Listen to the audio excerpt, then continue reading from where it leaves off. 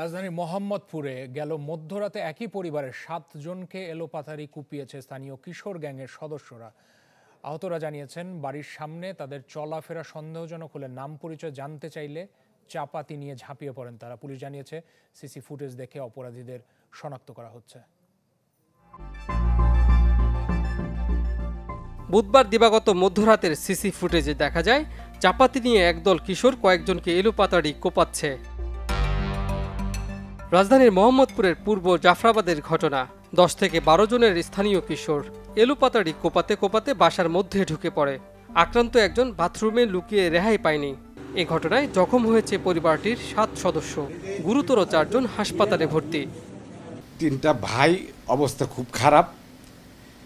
আমার হাত আমি এখন ঘুমাইতে পারি নাই। আমরা নিরাপদ বোধ করছি না, মানে আমরা একটা আতঙ্কের মধ্যে বসবাস করছি। স্কুল করি, কলেজ করি, অফিস করি, তখনও তো বলা যায় না কখন কি হয়। কি নিয়ে ঘটনার সূত্রপাত, কেনই এই বর্বরতা? আহতরা বলছেন, সন্দেহজনক চলাফেরায় তাদের পরিচয় জানতে চাইলে শুরু হয় হামলা। ওই ছেলের নাম পাটালি হাসান, ওই গ্রুপের নেতৃত্ব দেয়।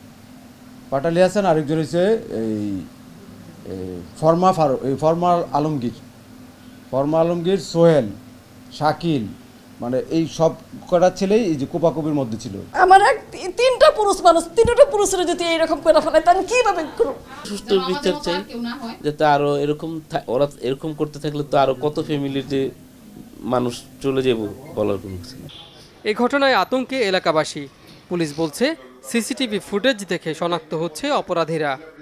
এখন পর্যন্ত পূর্ব পরিকল্পিত মনে হচ্ছে না। বাসার সামনে সন্দেহজনক কিছু ছেলে পেলে ঘোরাফেরা করছিল, তো তারা তাদেরকে চ্যালেঞ্জ করে। এটা কোন গ্রুপ এখনই যেহেতু তদন্তাধীন, এটা আমি আপনাকে বলছি না। তবে গ্রুপের অস্তিত্ব আছে, এটা বলছি, কিছু গ্রুপ আছে।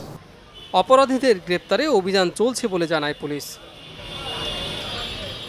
কাজী ফয়সাল, চ্যানেল 24, ঢাকা।